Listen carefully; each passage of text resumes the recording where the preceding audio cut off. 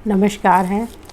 तो अभी पिछले संडे को जैसे कि फ्रेंडशिप डे गया, तो मित्रता क्या होती है?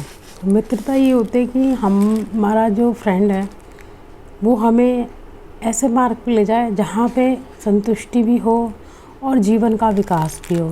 जैसे हम अपने फ्रेंड्स को हर प्रकार के गिफ्ट्स देते हैं। तो मेरी बहुत मतलब कि 3rd क्लास की फ्रेंड थी, अभी भी। तो उसने मुझे अपने यहाँ से श्रीमद् भगवत गीता जी महाराष्ट्र से कोरियर करवाई है। देखिए, 3rd क्लास में से लेके 3rd, 4th और 5th, उसके बाद हम अलग हो गए। फिर हमें दोबारा कभी नहीं मिले, इतना नहीं मिले। पर फिर भी जब हम मिले 2016 में, तो उसने और मैंने एक दूसरे को पहचाना। And thank you so much Jaya ji कि आपने मुझे इतनी प्यारी श्रीमद् भगवत गीता अड़घानंदा जी की भिजवाई है। Thank you. और अगर आपने जिस प्रेम और प्यार से और जिस भाव से इसको भेजा है, मैं उस भाव को ग्रहण कर सकूं। और सबसे बड़ी बात, हमने जीवन में श्रीमद् भगवत गीता के हर एक सिद्धांत को, जैसे कि भगवत गीता जी काफ़ी चीज़ों में लगता है कि ये क्या कह रही है, फिर दूसरे पल में लगता है कि ये बात यहाँ पे लागू नहीं होती है, यहाँ पे विरोधाभास होती है।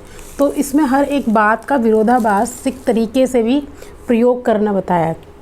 जैसे कि अर्जुन कृष्ण भूमि तक युद्ध भूमि पे खड़ा है और वो एक योद्धा होकर लड़ना नहीं चाह रहा था कि वो जो लड़ सकता था वो कोई और नहीं लड़ सकता था।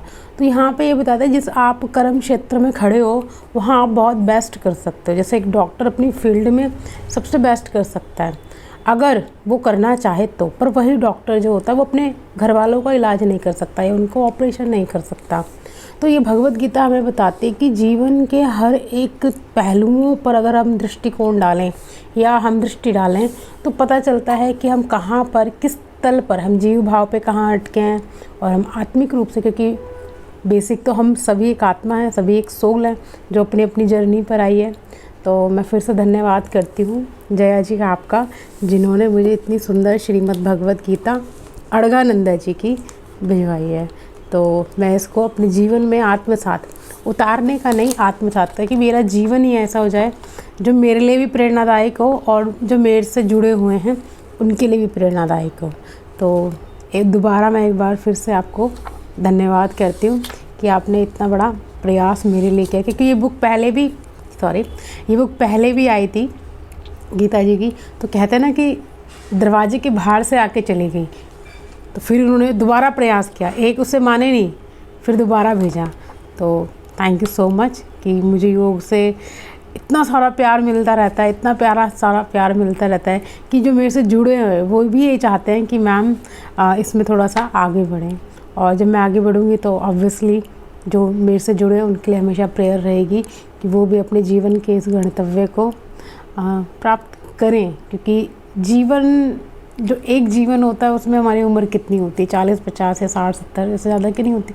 फिर हमें दोबारा शरीर मिल जाता है, तो क्यों ना इसी शरीर में हम अपना जो उद्देश्य है, कहते हैं ना तदादष्टु स्वरूपे अवस्थानम, ये हमारा लक्ष्य होता है। जैसे कि हमारे योगी विराज पतंजलि मुनि जी ने भी कहा है, और ऐसा ही श्रीमद् भगवत गीता भी कहती है कि समत्तम योग उच्यते, यानी कि हम उस अवस्था में पहुँचे जहाँ हम सम हो, जहाँ में हमारे किसी प्रकार का ना तो अच्छे को लेके बहुत अच्छा भाव, ना बुरे को, मतलब कि वो बात बिल्कुल न्यूट्रल हो जाए। सम अवस्था में जब हम आ जाते हैं, जैसे जब प्रकृति जब सम अवस्था में आती है तो वो अमृत भी बरसाती है। इसके लिए भी कहा जाता है कि माटी के पुतलों में से अमृत बरस रहा है। अब माटी का पुतला, जैसे सपोज मैं सही छोड़ूंगी तो सब यही बोलेंगे मिट्टी है, रेणु नहीं है, मिट्टी है।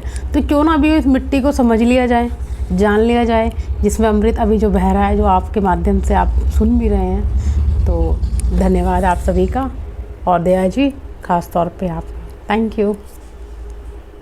तो जैसे कि हम ये देखें, अगर आप इसका फ्रंट कवर यानी कि जो इसका कॉपी कवर है, अगर इसको देखें तो यहाँ पे स्कैनर भी लगा हुआ है, ठीक है। अगर आप इसको यूज़ करते हैं अपने गूगल से, तो आपको इनके जितने भी प्रवचन हैं वो आप इनसे डायरेक्ट जुड़ जाएंगे।